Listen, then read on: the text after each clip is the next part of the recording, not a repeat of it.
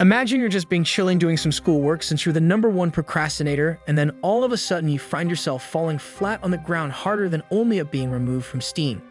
And then the next thing you know is that now you're in an alternate dimension where a bombshell goddess greets you and smiles. Unfortunately, this isn't a dream, so the turntables turn, and the anime goddess informs you that if you don't destroy the gates of the girl beside you, then neither her and you can go home, and the world will slowly end due to chaos. Anyways, let's backtrack to earlier this morning so I can tell you guys about the story of Doyeon, a legendary hero that must clap to save the world. So today is the first day of Doyeon's new school semester where he plans to study hard or else he will no longer receive free Taco Bell money from his parents. He's exactly like me though, he studies for literally 5 minutes and then he convinces himself that it's time for a 2-hour break, so Doyeon decides to grab some food. But then within seconds of walking out his house, the Lucker dog runs into a sight he couldn't believe as he didn't think it was possible to find someone better looking than Madison Beer. Regardless, Doyeon gets graced by an 11 out of 10 only sus girl, and you already know bro is going to have a problem trying to hide his banana tree from sprouting faster than the weeds on my lawn. Unfortunately for our boy though, bro gets ignored harder than my 1-star polls on Genshin, so she just passes by without even the slightest of glances. But you know what? Doyeon doesn't care as he's probably trying to download what he just saw into his brain so he can use it for some alone time later tonight. Now the weird part about all this is that the random girl gets ganked by a kid on the sidewalk and the boy's head was literally smaller than one of her pyramids. But like a true model waifu, she doesn't mind getting randomly ganked as she's eager to help the kid and waste no time in helping him find his mother. Nonetheless, as Doyeon watches the random girl and kid disappear into the horizon, he decides to go back home to actually try and be productive. But he boots up Minecraft instead. Eventually, bro decides it's time for another break, but as he gets up, he experiences an unusual feeling causing him to hold on tightly to his brand new Herman Miller chair. Mere seconds later, Doyeon ends up finding himself flat on the floor, even flatter than the hills on his idol Taylor Swift. But the next time Doyeon opens his eyes, the only thing he could see around him is an infinite and endless supply of white and nothing. Bro then gets up hoping that this is just a dream, but much to his horror, he pinches himself but he doesn't even wake up.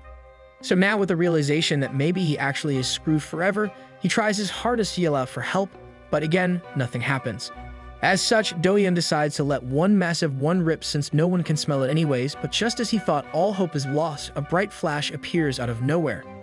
Then right before the goddess appeared in front of our boy, Doyeon falls to his knees as he remembers the nightmare of the Phoenix on his team last night, constantly team flashing by accident over and over. Eventually, Doyeon reopens his eyes as he gets greeted by a heavenly voice, and let's just say, if I scroll down anymore, then we will get banned harder than Tyler won during his prime. Suddenly, another sky flash appeared beside Doyeon as the goddess explained that she's about to bring another person here before she could explain everything in detail. But much to his surprise, the bright flash disappeared, but then it left behind the same random girl he encountered from earlier on his procrastinating break. Nevertheless, the girl gets absolutely terrified as she has no idea where she is, plus she's probably never ever watched anime, let alone one about reincarnation or meeting the legendary Truck Kun. Eventually, the goddess intervenes and apologizes for rudely teleporting them to her realm, where she explains that she's the universal goddess of peace and stability. Furthermore, she explains that right at this moment, there are people on the brink of extinction and she needs their help to achieve peace and prosperity. Now me personally, I've seen too much anime, so if I ever meet a goddess with massive Honkai impacts and half her armor missing in another world, then my sussy senses will be tingling off the charts. Anyways, the goddess continues by opening up some kind of portal to show the two humans an example of what's going on right now, and if they don't help her gain some power, then she will be helpless to save those in need. Regardless, after taking a closer look at the portal, the goddess mentions that the bus is about to tip over at any moment, and there's nothing she can do as she needs to charge up like my Tesla. But for the first time ever, the main character does an admirable move by anxiously asking if the goddess can prove her claims, as bro probably thinks this is just some kind of elaborate prank bro. Within seconds of Doyeon asking for some proof about her claims, all three get teleported to where the bus is about to tip over, but apparently she has no powers by the way. Nonetheless, Doyeon looks down at the bus, but then he starts screaming at the top of his lungs since it turns out he's got a severe case of being afraid of heights. As such, she teleports everyone back to her realm, where our boy is able to finally catch his breath as bro almost had an accident in his brand new pants. Anyways, now that everything is sorted and both Doyeon and the random girl started to believe the words of the goddess ends up lowering her head and apologizes once again. Suddenly, the random girl that could be a billionaire on onlysus.com pipes up and asks the goddess what they can do to help, since she really wants to make sure everyone is safe before it's too late. However, just as the two randoms thought they were about to go on a quest, the goddess slowly reveals that she wants them to do some rice cake smashing to save those in danger. At the same time, we finally learn that the random girl on the street is named Gia, but upon learning of what our boy needs to do, Bro gets flustered as he can't fathom what he just heard, since surely this must be the biggest prank ever. Now let's be real here, boys. Do-yeon is 1069% down with the plan, but we already know Bro is going to try and act like it's the worst plan ever. Anyways, as Do-yeon stays quiet, poor girl Gia starts going off on the goddess, where she complains that this doesn't even make sense at all. And don't worry girl, this ain't making sense to me either, but all I know is that Do-yeon is living the dream. Regardless, the goddess apologizes to Gia and tells her that she can't really explain the power of God, but if they go through with it, then she can be the hero baby. The goddess then continues to profusely apologize to the two while gaslighting them harder than the true man's show, where she begs them to save the people, as she can't bear the weight on her shoulders without being able to help. Now I will go ahead and say what you all are thinking. Heck yeah, you would agree to her demands if you were Do-yeon right now, and honestly, if I was Gia and I could save the world, screw it, why not? However, just as I thought the sussy Fire Nation was about to show up with their body-bending attacks, small-brained Do-yeon pipes up by asking what would happen if they decide not to go through with her demands. It was at this very moment Bro knew he screwed up, as the angelic voice from the goddess gets replaced by a demonic one, claiming that she will keep them in her realm until they listen to her. Upon hearing her drastic voice and demeanor change, an otherworldly sensation is sent tingling through Do-yeon's spine, causing him to be more scared than all those dough fruit spammers. So now Do-yeon and Gia is left with no choice, and I feel like Gia got the short end of the stick, unless Do-yeon happens to be hiding a behemoth down under he's about to call the king. But truth be told, as Do-yeon acts like he's more pressed than Chris from Mr. Beast, he turns to Gia and slyly asks why not just consider her demands. Unfortunately, Gia still doesn't want to do it with him, so Bro decides to up the stakes and mention how if they don't do it, then everyone on the bus will perish, including the young ones who deserve nothing less, and there's no way he can live with himself afterwards.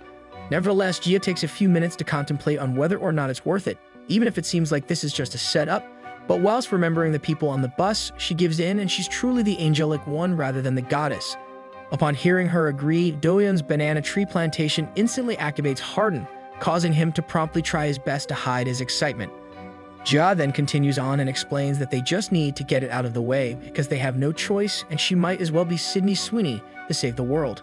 So now that both have agreed upon the goddess's terms, our boy turns back to the goddess and confirms with her if they do it right this moment, then she will whisk them back to where they came from, and she will be able to finally use her powers for good.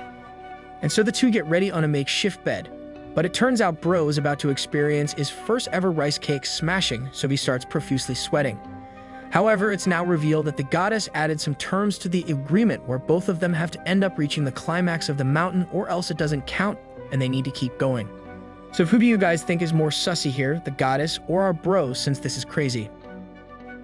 Anyways, Bro is quick to action once Gia tells him that she is ready, so without any more hesitation, Do-yeon is like, ready or not, here I come. Initially, Gia wanted to play peekaboo, so she kept her eyes closed waiting for the ordeal to finish, but she couldn't help herself, so she peeked harder than my boy Tom when Do-yeon unequipped her legendary pieces of armor. Meanwhile, our boy is like, is this really happening right now? Because if he ends up waking any moment, then Bro will be super sad for a very long time. However, right before Do-yeon uses his dragon fruit to blast his mission into success phase, Bro mentions to Gia not to worry, as he will try his best to use his triple dark blade to make her reach the climax of Mount Gia. But then, at this very moment, Do-yeon realized he didn't even open his mouth to speak, but Gia understood him, causing him to realize he has somehow gained telepathic powers. Needless to say, the rest was history, where it's also revealed that a bombshell like Gia has never experienced rice cake destroying before either, so Do-yeon lucked out in more ways than one.